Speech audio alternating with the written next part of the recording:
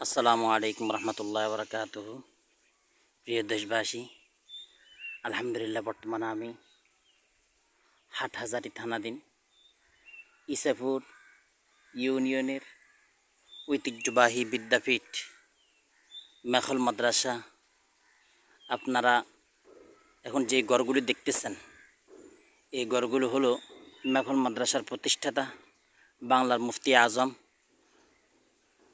হামিউস সুন্নাহ মাহিউল বেদাহ, যার কথা, যার আওয়াজ যখনই বেদাতিরা শুনত, সাথে সাথে তাদের কলজা কেঁপে উঠত। এই মহান ব্যক্তিত্বে তিনি নিজেকে কতটুকু কোরবান করে দিয়ে, আল্লাহু আকবার, কতটুকু কোরবান করে দিয়ে কষ্ট মধ্যে নিজের জীবনটাকে কাটাইছেন।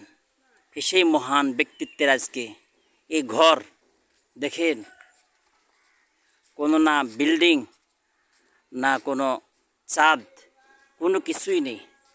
এই ভাঙ্গা দাঁড়াবাসা একটা ঘরের ভিতরে, ঝুপড়া ঝাপড়ি একটা ঘরের ভিতরে তিনি নিজের জীবনটাকে বিসর্জন করে দিয়ে এখানে তিনি অবস্থান করতেন। আজ সেই মহান ব্যক্তিত্ব, যার মাধ্যমে আমাদের বাংলাদেশের ঘরে ঘরে মুসলমানরা আজকে নিজেদের ইসলামকে সঠিকভাবে পাইছে এবং বেদাতীদের যেই কুসংস্কারগুলো, ওই কুসংস্কারগুলো এই মহান ব্যক্তিত্বের মাধ্যমে নিষ্কলুষ হয়েছে। এই মহান ব্যক্তিত্বের মাধ্যমে মূলোৎপাটন হয়েছে। সেই মহান ব্যক্তিত্ব মুফতি আজম, বাংলার মুফতি রুমিয়ে জামান আল্লামা মুফতি ফয়জুল্লাহ সাহেব রহমতুল্লাহ আলাইহি, আল্লামা মুফতি ফয়জুল্লাহ সাহেব রহমতুল্লাহ আলাইহি, উনি এই ঘরে তিনি তাঁর মৃত্যুকাল পর্যন্ত তিনি এটাকে বেছে নিয়েছেন।